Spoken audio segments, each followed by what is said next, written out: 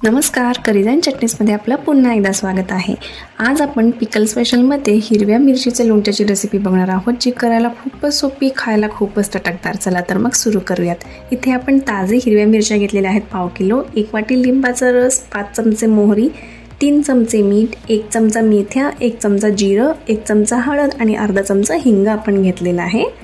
आता आपण हे सुरुवातीला मिरच्या जी आहेत आपण छोट्या छोट्या तुकड्यांमध्ये कट करून घेणार आहोत। हे मिरच्या आपण स्वच्छ धुवून पुसून घेतलेला आहे आणि वाळवून घेतलेला आहे, पाण्याचा अंश राहायला नाही हवा। या प्रकारे आपल्याला छोटे तुकडे करून घ्यायचे आहेत। इथे सगळे तुकडे करून झालेले आहेत। आता हे आपण मसाला तयार करून घेऊया। त्यासाठी मेथ्या 1 चमचा, जिरं 1 चमचा आपण हे मिक्सरला फिरवून घेणार आहोत।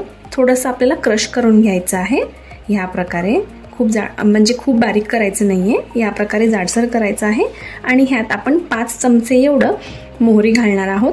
हे जे आपण चमच्याचं प्रमाण आहे ते आपलं नेहमीच्या नाश्त्याच्या चमच्याने आपण घेतलेलं आहे। आता आपण हे मोहरी घालून हे छान असं बारीक दळून घेतलेलं आहे। खूप जास्त पावडर करायचं नाहीये, थोडंसं जाडसर ठेवायचं आहे रव्यासारखं। आता हे आपण बारीक चिरलेल्या मिरच्यांमध्ये हे मसाला घालून घेतलेला आहे। मीठ घालत आहे 3 चमचे। मिठाचं प्रमाण आपण आपल्या चवीनुसार कमी जास्ती करू शकतो। हळद आणि हिंग घालून घेऊयात आणि जे लिंबाचं रस आहे ते घालून घेऊयात। थोडं थोडं घालून आपल्याला हे व्यवस्थित मिक्स करायचं आहे। आता इथे मी सगळंच घालून घेतलेलं आहे। आता हे आपण छान पूर्णपणे मिक्स करूयात आणि इथे आपलं अगदी चटकदार असं लोणचं तयार झालेलं आहे।